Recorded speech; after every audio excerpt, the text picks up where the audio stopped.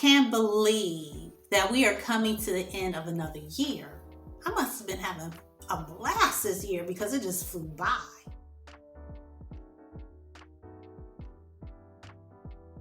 So to wrap up 2022, I wanted to share my personal experience with learning Spanish over 50, my challenges, how I've chosen to rise above those challenges. Yes, it is indeed a choice. Mindset. First of all, I can be my biggest obstacle, and you have to maintain a positive outlook when it comes to learning a new language. Correcting mindset issues, limiting beliefs, resisting the urge to complain about everything involved in learning a new language is very important.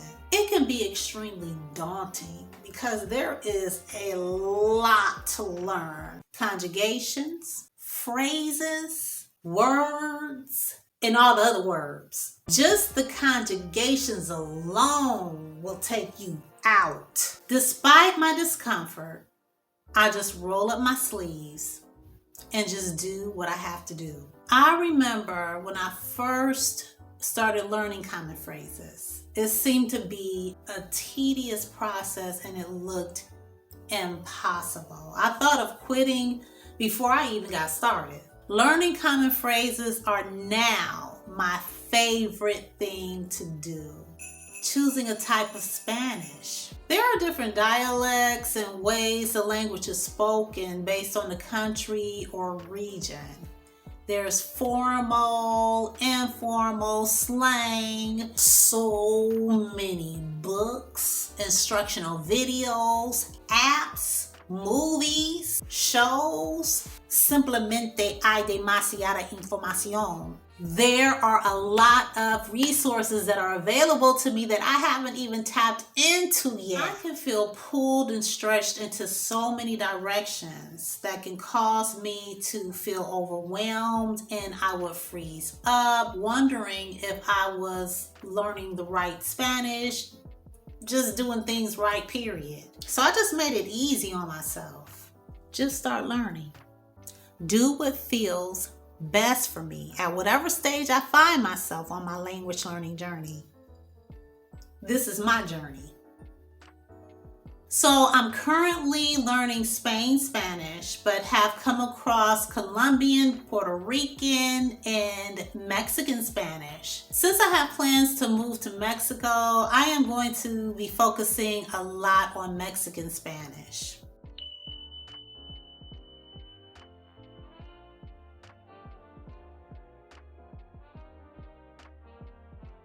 There was a moment I felt I needed to decrease the amount of time spent on my Spanish, but that quickly changed because I was actually sabotaging my progress and retention. If anything, I've learned that occasionally I need to add a little more time. On the same token, burnout is real.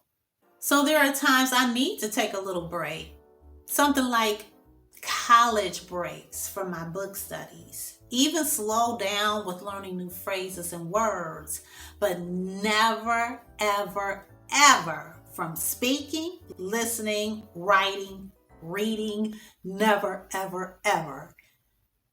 You just don't want to take a break from the language completely. It's about balance. So in 2023, I plan to be more consistent in those areas with a huge focus on verbs.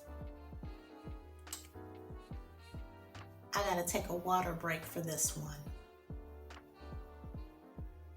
So I know quite a few verbs, but not in all the tenses. I feel extremely limited in expressing myself as well as understanding when I'm listening to the language spoken. I can figure out certain verbs when I know the infinitive, even if I've never seen the verb in the form I'm reading. So yes, 2023 will be the year of the verbs. Understanding what native Spanish speakers are saying is still a major challenge for me. I understand more than I did at the beginning of the year. However, I still have a ways to go, quite a ways to go. I understand it's going to come with more practice, learning new words, especially verbs and phrases, for active listening, conversational practice, speaking with more native speakers. So in 2023, I will continue what I started midway through the year with speaking with Spanish speakers while I'm out and about. I only started that back in July this year, so that's only 5 months. I have a list of ideas which involves planning and scheduling and places I can go and interact. Feeling anxious. I had to learn to have patience. Language learning is a marathon, not a sprint. It's a lifelong process and it takes time. Wanting to hurry up and get to the next level was a challenge for me at first, but I thought to myself, well, first of all, I got burnt out. But I did think to myself, why am I anxious? What is the hurry? Really? It's not like I'm studying for a standardized test. This is just for pure enjoyment, connecting with other human beings, exercising my brain for good brain health. That short conversation with myself brought clarity, and I no longer feel anxious. Burning out gives you a lot of time to think and reconsider stuff.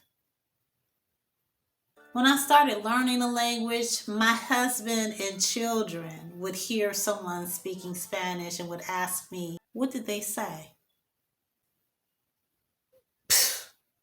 I don't know. I just started learning Spanish.